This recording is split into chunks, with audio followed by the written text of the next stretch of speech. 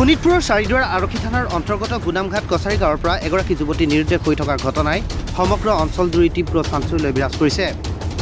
পৰিয়ালৰ লোকে জনোৱাৰ মতে গুদামঘাট কছাৰী গাঁৱৰ মকবুল হুছেইন আৰু ৰহিমা খাতুনৰ জীয়ৰী দিলৰুৱা খাতুন বুধবাৰে ঘৰৰ পৰা ওলাই যোৱাৰ পিছৰে পৰা বৰ্তমানলৈকে নিৰুদ্দেশ হৈ আছে। পৰিয়ালৰ লোকে বিভিন্ন ঠাইৰ আত্মীয়ৰ ঘৰত বিচাৰ খোচাৰ কৰিও কোনো সন্ধান উলিয়াব নোৱাৰিলে যুৱতীগৰাকীৰ। অৱশেষত উপাহীন হৈ পৰিয়ালৰ লোকে চাৰিদুৱাৰ আৰক্ষী থানাত দাখিল কৰা নিৰুদ্দেশ সম্পৰ্কীয় এখন এজাহাৰৰ ভিত্তিত আৰক্ষীয়ে নিৰ্দিষ্ট সন্ধানত অভিযান অব্যাহত ৰাখিছে। বৰ্তমানলৈকে কোনো সন্ধান পোৱা নাই আৰক্ষীয়ে। যুৱতীগৰাকী দুষ্ট চক্ৰৰ কবলত পৰাৰ সন্দেহ প্ৰকাশ কৰিছে পৰিয়ালৰ লোকে।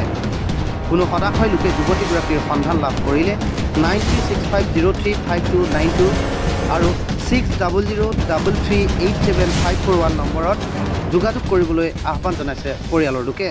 হয়, এখন গুদামঘাট কছাৰী গাঁও হয়।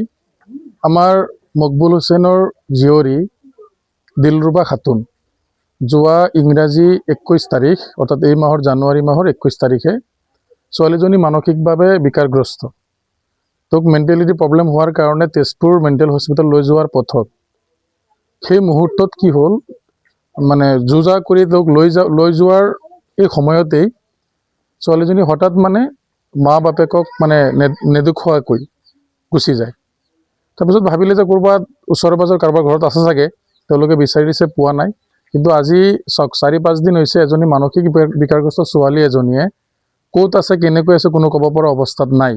গতিকে আমি দাবী কৰিছোঁ প্ৰশাসনকো যিহেতু এজাহাৰ দিছে আৰু য'তে সদাকৈ ৰাইজ য'তে পোৱা যায় মানে নম্বৰ স্ক্ৰীণত দিয়া থাকিব, যাতে সন্ধান পালে যোগাযোগ কৰে, আমি গৈ ছোৱালীজনীক উদ্ধাৰ কৰিব লাগিব।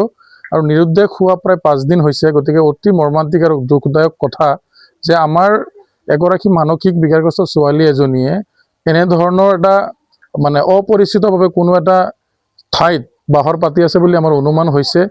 যদি ছোৱালীজনী সুকলমে বা সুস্থ শৰীৰ এতিয়ালৈকে জীয়াই আছে, আমি কামনা কৰিছোঁ অসমৰ জনগণ ৰাইজৰ ওচৰত আমি দাবী কৰিছোঁ তথা প্ৰশাসনকো আমি অনুৰোধ জনাইছোঁ, য'তেই নাথাকক থানাই যদি যোগাযোগ কৰি হ'লেও কাৰোবাক ছোৱালীজনী গতাই দিয়ক, আমি গৈ উদ্ধাৰ কৰি আনিবলৈ যাম আৰু ছোৱালীজনী অতি সোনকালে পোৱাটো আমি কামনা কৰিছোঁ।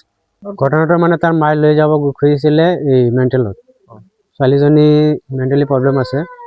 তাৰ মানে ছোৱালীজনী তাৰ মায়ে সাজ পাৰ কৰি পেলাই ওলাই গ'ল ঘৰৰ পৰা। ওলাই যোৱাৰ পিছত মানে আমনিলৈকে গৈছে। তাৰ মা মানে হেৰি কৰি আছে, ছোৱালীটো যে পগলা আছে সেইটো মায়েতো লৈ যাব মেণ্টেলত ভৰ্তি কৰিবলৈ। কি তাৰিখে? এতিয়া 21 তাৰিখে ঘটনা। 21 তাৰিখে হয়, মেণ্টেলত 21 তাৰিখে লৈ যাবলৈ খুজিছিলে। তাৰ পিছৰ পৰা সন্ধান হ'ল। পিছৰ পৰা সন্ধানহীন হৈ আছে। এতিয়া কি জনাব আপোনালোকে? আমি জনাওঁ যে ছোৱালীজনী মানে য'তে গৈছে সেইটো পইচা পাতি লৈ যোৱা নাই, গাড়ী ভাড়াও নাই। গাড়ীৱালা কলিয়াবৰলৈকে আমি গৈছোঁ। তাতে মই এটা হেৰি পাইছিলোঁ, তাতে ৰখি আছিলে বুলি। মই তাত গৈছোঁ, তাত গৈ পেলাই খোজ কৰিলোঁ, তথাপিও মানে তাত বিচাৰি নাপালোঁ। আজি কিমান দিন হ'ল? আজি 4 দিন। 4 দিন হ'ল, এতিয়ালৈকে কোনো সন্ধান পোৱা নাই। এতিয়া প্ৰশাসনক আপোনালোকে কি জনাব, ৰাইজক কি জনাব?